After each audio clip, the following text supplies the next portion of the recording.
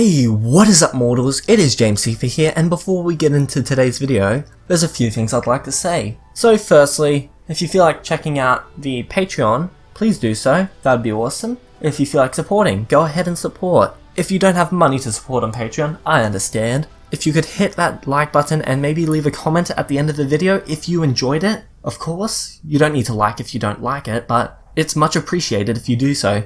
Secondly, join the Discord if you'd like to. It makes, well, seeing the videos a lot easier because we all know that we can't trust YouTube, can we? Please don't demonetize me. Anyway, Anime Royalty is launching on the 15th. If you want more content from me and the other anime YouTubers who's in this community that we're slowly expanding, go check it out. We hope to see you there. Anyway, this is What If Deku Was a Saiyan Part 6. If you want to watch Part 1, 2, 3, 4, or 5, watch those parts before this one. Or if you need a refresher, go down to the description, click on those links, and watch the whole playlist. Last time, on What If Deku Was a Saiyan, Deku fought Iida, defeating him. Later, Deku fought Bakugo in a fierce battle, giving it their all. But Deku came out victorious, as he beat Bakugo off a sneak attack, knocking Bakugo out of the arena, making him the winner of the UA Sports Festival. Later, the students of the class chose their agencies, and All Might offered Deku to intern with his old and very mighty teacher, Gran Torino. Deku accepts this request, and now headed off to Gran Torino. Now, into the video. Gran Torino smells something burning and runs into the kitchen, seeing Deku burning his food. Gran Torino yells at Deku, "Deku, what are you doing? You're burning my food, and hasn't anyone taught you how to cook before?" Deku replies saying, "No, I tried, but I've never been good at it." Gran Torino smacks his face and says in disappointment, "Good grief, I'll just order pizza."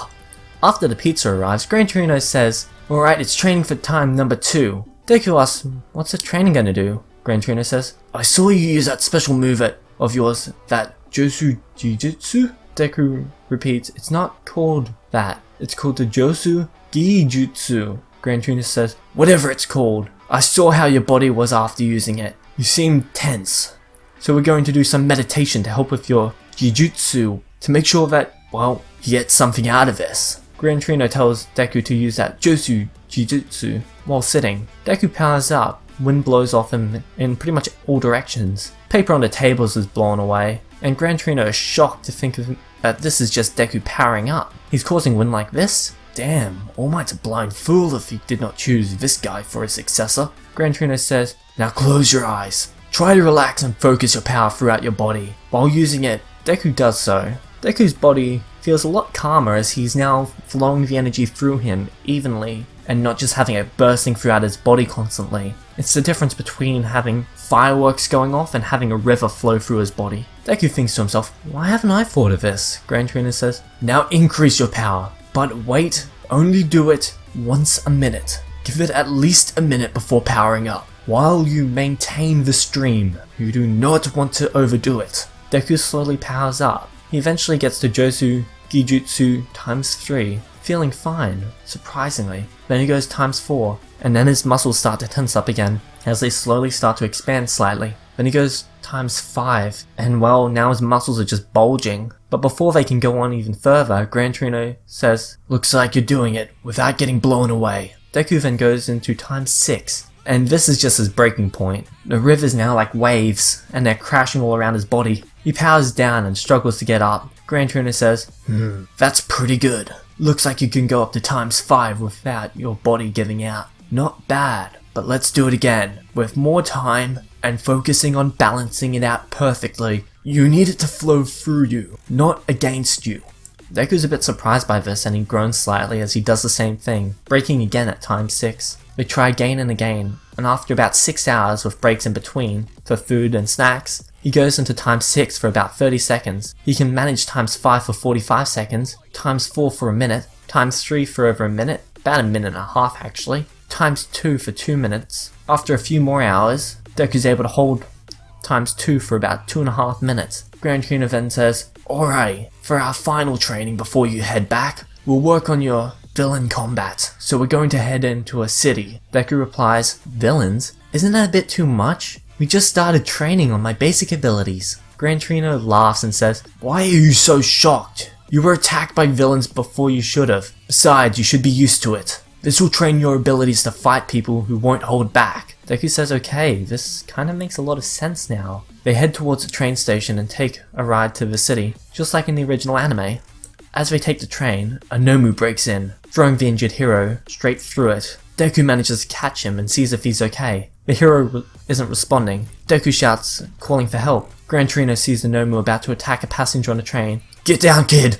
He jets over, kicking the Nomu out and chasing after it. The injured hero gets some first aid and Deku runs out of the train, chasing after him. He runs then starts flying. He's managed to pick up on his flying ability a bit more. He sees a bunch of heroes fighting off a bunch of Nomus, with fire everywhere. One local hero is breaking open a fire hydrant and says to Iida's brother to quickly spray some water on the fire. He says this out loud, then he says, "Damn it, Iida!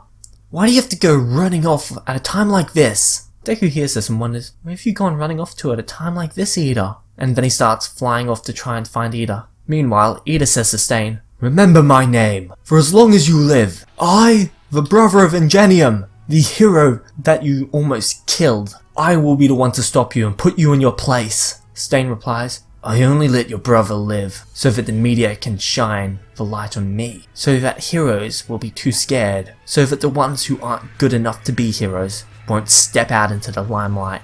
Stain looks towards Iida, as Iida speeds up, going straight in for a kick. However, Stain steps on Iida's shoulder, pinning Iida to the ground as he licks his blood. I can't move! Is this your damn quirk?" Iida's just furious. Stain stands up atop him, as if he was just an animal that he killed. "You're a waste of a hero. You're weak, and you're pathetic. Running over here just to fight me for some revenge. You're like the rest of the heroes. You only care about yourselves. Now prepare to die." Stain grabs his sword and is about to stab Iida right through the chest. Then suddenly, Deku comes out of the sky and just punches Stain, sending him flying. Stain slams into a wall. Iida says, "What are you doing here, Midoriya? How did you find me?" Deku says, "I searched and searched until I found you. You're just on time." "On time? Yeah. I mean, I wouldn't have been here in time." Midoriya rubs his head, realizing that what he just said doesn't make much sense. It must be the strain finally getting to him. Stain says, "Your friends come to save you,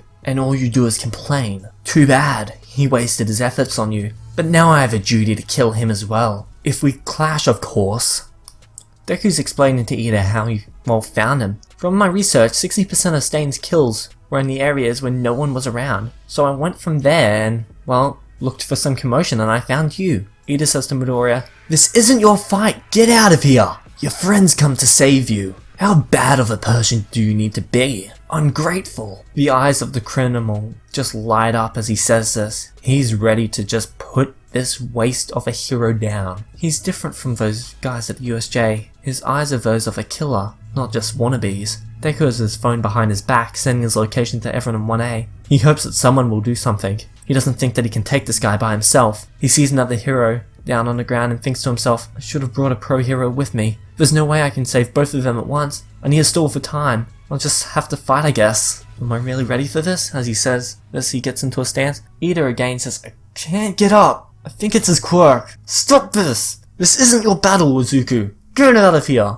Deku says, "Shut up! If you say that, then heroes can't do anything. It's like All Might says. Meddling where you don't need to is the essence of being a hero." Deku uses this little phrase as an opportunity to power up as he launches himself at Stain. Deku ducks under Stain's blade, turning around and blasting him in the back. He then jumps over Stain, blasting him in the face, blinding him. Stain keeps on guard. He continues to attack him. Deku's moving as quickly as he can, yelling "over here" and punching him from the opposite direction. Stain slowly starts to figure out the pattern to these attacks and is somehow managing to counter some of them. This worries Deku. He needs to move faster, he needs to be less organized. Stain then licks Deku's blood. "Why can't I move? A cut like that shouldn't have stunned me?" He then sees the hero killer walking by, sees the blood on the sword, and Deku realizes to himself, "It's the blood. It makes people unable to move." Stain walks up to Iida, saying, "Making a smokescreen so I cannot see you. Smart idea. And blinding me? Well, that was just a bit ingenious. I may even let you live for that. You're worth keeping alive. You're not all talk like these other guys. You actually gave everything you had to save a friend." Stain walks up to Iida, picking up his sword and says, "Now it's time for you to die." Deku says stop as he launches a wind vortex at him, jabbing Stain in the back. Stain yells and walks over to Deku. "Just for that, I've changed my mind. I'll kill you first. Iida says stop. Suddenly flames come from the alleyway. Stain sees this and jumps away from the fire. Todoroki appears saying, Midoriya, you need to put more information when you're sending stuff like this. I nearly didn't make it. I got your message. You're not the type of person to send a message with no info, so I knew something was up. Todoroki freezes the ground and pushes the injured heroes away. Deku and Iida slowly manage to get to their feet. Stain jumps away from the ice. Todoroki launches another fire attack saying, Don't worry, the pros will be here in a few minutes. Now let me carry your burden. Now that Todoroki has joined the fight, how will Deku, Iida, and Todoroki make it out of this? Will they make it out alive? Find out next time on What If Deku Was a Saiyan, Part 7. Anyway, that's it for this video. If you enjoyed it, don't forget to rate, comment, and subscribe. And as I always say, if you feel like supporting the channel, go to the Patreon. If you can't afford to support us on Patreon, that's perfectly fine. But if you leave a like and a comment and make sure that you're subscribed, it really does help the channel grow. And we really need that, as we're in a bit of a tough period right now, trying to set up a few other things and keep everything going. So please smash that like button with at least a Detroit Smash. I will accept United States of Smash though. You should do it. It's a good idea. Anyway, that's it for this video. Peace out, mortals. Have an amazing day.